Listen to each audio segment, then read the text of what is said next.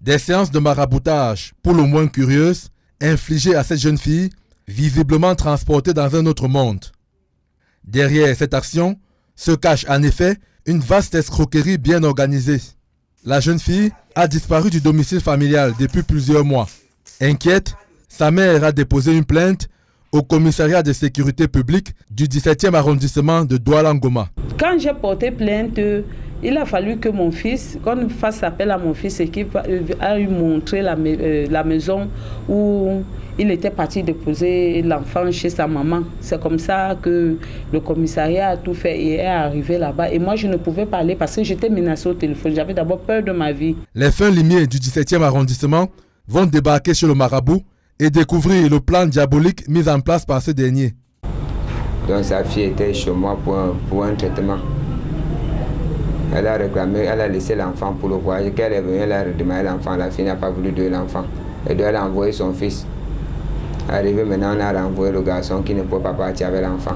Sa fille m'a dit que je devais prendre 1 million à la fin de leurs travaux jusqu'à Baganté. Mais quand elle en arrivait, elle devait mettre 500 000 au sol. Après, elle a changé, elle a dit qu'en arrivant, elle devait mettre 100 000 francs. Plusieurs fois au téléphone, même quand j'étais avec elle, j'ai été désagréable avec elle au téléphone. Il me dit, je dois me méfier, je suis dans la sorcellerie, je veux tuer mes enfants.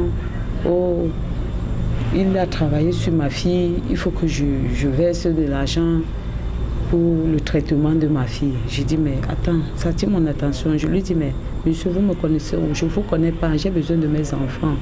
L'individu a été appréhendé et il a été découvert qu'il s'agit en fait d'un charlatan qui ne serait pas son premier coup. Nous sommes arrivés jusqu'à PK17 dans un petit cabane où on a appréhendé le suspect, un certain Wafo, qui se passe pour un marabout, et délivrer aussi les enfants de la maman qui a porté plainte. Mais il prétend être un marabout et la petite fille n'est pas sa première victime.